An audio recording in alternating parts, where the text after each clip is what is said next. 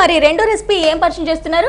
పప్పు వడియాలండి. పప్పు వడియాలు. ఓకే, పప్పు వడియాలకు కావాల్సిన పదార్థాలు ఏంటో చెప్పేసేయండి. కొత్తిమీర, పుదీనా, శనగపప్పు, ధనియా పౌడర్. సునీత గారు కావాల్సిన పదార్థాలన్నీ చూసేసాం కదా, మరి ఫస్ట్ ఏం చేసుకోవాలి సునీత? ప్యాన్ పెట్టండి, ఇక్కడ స్టవ్ ఆన్ చేసుకుంటారు. స్టవ్ ఆన్ చేసి ఓకే, ఆయిల్ హీట్ అవుతుంది. ఈలోగా ఇంకేదైనా ముందుగా రెడీ చేసి పెట్టుకున్నారా మీరు? రెడీ చేసి పెట్టుకున్నామండి. ఈ పప్పులన్నీ ఒక 2 hours నానబెట్టాలండి. ఏ పప్పులు నానబెట్టారు ఒకసారి నాకు చెప్పేస్తారా? శనగపప్పు, పెసరపప్పు, ఈ 2 పప్పులు నానేసుకొని. ఓకే, శనగపప్పు, పెసరపప్పు ఎంత క్వాంటిటీ తీసుకున్నారు? 2 సరి సమానం అండి. 2 సమానంగా. 1 కప్పు శనగపప్పు తీసుకుంటే 1 కప్పు పెసరపప్పు తీసుకుని రెండింటిని వాటర్ లో నానబెట్టి ఒక 1 hour సరిపోతుందా? 1 hour. 1 hour పాటు నానబెట్టేసి మిక్సీ చేసేసుకోవాలి. మిక్సీ తర్వాత కొత్తిమీర, కలమాకు, పచ్చిమిరపకాయల పేస్ట్.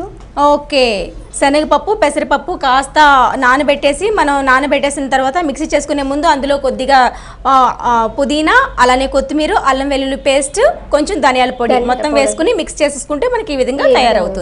ఓకే, మరి నెక్స్ట్ ప్రాసెస్ ఒక 2 hours 3 hours ఎండలో పెట్టాలండి. ఎండలో పెట్టాలి.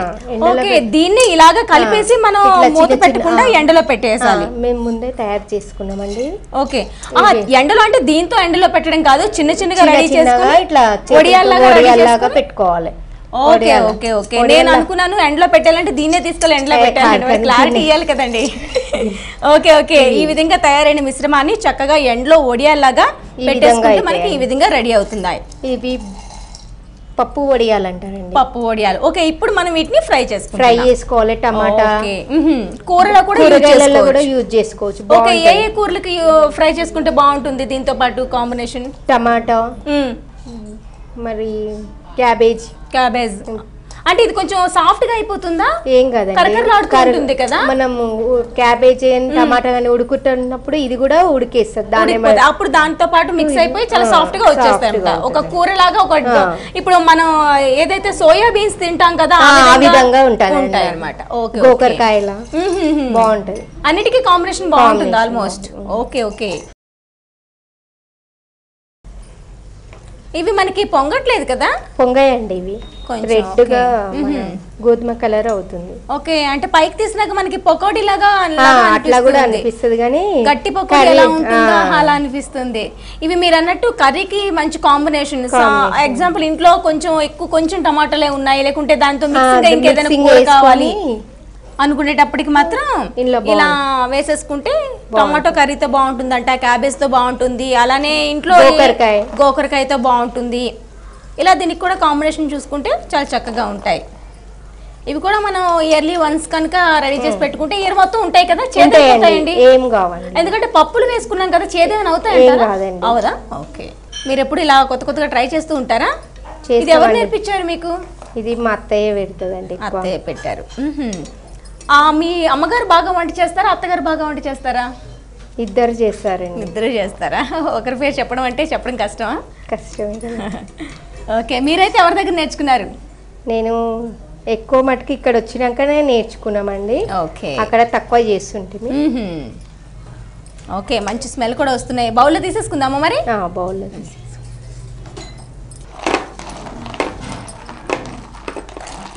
పప్పు వడియాలు. ఆయిల్ కొంచెం ఎక్కువే పీల్చుతుంది కాబట్టి మనం టిష్యూ పేపర్ అందుకోసమే వేసుకుంటాం. ఓకే,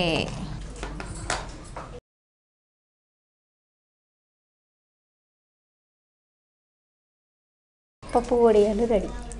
ఓకే సునీత గారు, సో చూస్తున్నారా, సునీత గారు రెడీ చేసిన పప్పు వడియాలు రెడీ అయిపోయాయండి. మరి ఎలా ఉంటాయో టేస్ట్ చేసానా?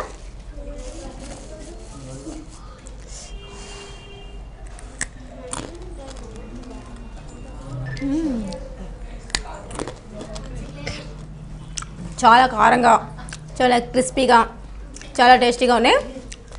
సునీత గారు చెప్పినట్టు ఇది ఏదైనా మిక్స్డ్ సబ్జీకి అంటే కూర కనుక వేసుకుంటే కర్రీకి అది కాస్త సాఫ్ట్ అయ్యి మెత్తగా ఉంటాయి. అంటే మనం సోయా బీన్స్ ఎలా చేసుకుంటామో జస్ట్ లైక్ దట్ అలానే కొంచెం దగ్గరగా ఉంది కాబట్టి వీటిని కూరగా యూజ్ చేసుకోవచ్చు. లేనప్పుడు చక్కగా మనం పెరుగన్నంతో కానివ్వండి, ఏమీ లేకున్నా కూర లేకున్నా వీటిని ఆ విధంగా మనం వడియాలని తీసుకున్నా సరే ఆ ప్లేస్ని రీప్లేస్ చేసుకోవచ్చు. చాలా చక్కగా ఉంది. మరి మీరు కూడా సో మీరు కూడా ఇంట్లో వెంటనే ట్రై చేసి చూడండి. రైట్ సునీత గారు, పప్పు వడియాలు చాలా టేస్టీగా ఉన్నాయి. సునీత గారు ఎవరండి? మా అమ్మాయి అండి. హాయ్, ఏం చేస్తున్నారు? Degree first year. ఓకే, ఈ అమ్మాయి మా పక్కింటి అమ్మాయి. హాయ్, ఏం చదువుతున్నావు? నీ పేరేంటి? హర్షిత. ఏ క్లాస్ చదువుతున్నావు? సెకండ్ క్లాస్ చదువుతున్నావా? సెకండ్కి వెళ్తావా? వెళ్ళావు, అదే ఇప్పుడు వెళ్తున్నావు అంతేనా? Okay, nice. ఏం చేస్తుంటారు? మీ పేరేంటి? శ్రావణి. ఓకే, మీకు ఒక అమ్మాయి, ఇద్దరు అబ్బాయిలు అని చెప్పారు కదా? ఓకే, సేమ్ మీలానే ఉంది ఫేస్ కూడా. బాగా హెల్ప్ చేస్తుంటుందా? చేస్తుంది. అమ్మ చేసే వడియాలు అవన్నీ పచ్చళ్ళు తింటూ ఉంటావా? పచ్చళ్ళు అంటే అసలు ఇష్టం ఉండదంట కదా, బిర్యానీలు అవంటే ఇష్టం అంటే కదా, నిజమేనా? అవునా? మరి పచ్చళ్ళు మాత్రం అమ్మకా, బిర్యానీలు మాత్రం మీకా? నైస్. మరి ఈరోజు మా కోసం ఇంత మంచి రెసిపీస్ పరిచయం చేసినందుకు మీకు గీతాకృష్ణ సారీస్ తరపు నుంచి ఈ అద్భుతమైన గిఫ్ట్ వచ్చి మీ సొంతం చేసుకున్నారండి. థ్యాంక్ యూ అండి. ఓకే, గీతాకృష్ణ సారీస్ వారు పనామ అండ్ కొత్తపేటలో కూడా వీళ్ళ బ్రాంచెస్ ఉన్నాయి. పాపకి కుర్తీస్, డ్రెస్సెస్, చుడీదార్స్, సారీస్ మీకు అన్ని కూడా అవైలబుల్ ఉంటాయి. వెళ్ళి షాపింగ్ చేసుకోండి. Thank you so much.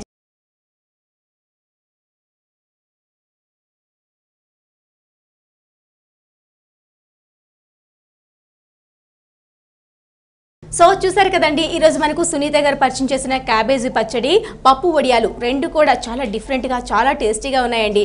మరి మీకు కూడా ఇలాంటి డిఫరెంట్ రెసిపీస్ ఏవైనా తెలిసినట్లుంటే వెంటనే మా కార్యక్రమంలో పాల్గొనొచ్చు. సర్ప్రైజింగ్ గిఫ్ట్లు మీ సొంతం చేసుకోవచ్చు. వెంటనే ఈ నెంబర్కు కాల్ చేయండి. మీరు కూడా రుచి చూడు కార్యక్రమంలో పాల్గొనాలనుకుంటున్నారా? అయితే మీరు సంప్రదించాల్సిన ఫోన్ నంబర్ 9010230555. మరి ఇది వాటి మన రుచి చూడు కార్యక్రమం. రేపటి రుచి చూడు కార్యక్రమంలో మరో 2 డిఫరెంట్ ఐటమ్స్ తో మళ్ళీ కలుసుకుందాం. Until then take care, bye. Gifts sponsored by Geetakrishna, Panama godown దగ్గర, వనస్థలిపురం, అష్టలక్ష్మి టెంపుల్ దగ్గర, కొత్తపేట. Phone number 9676292914.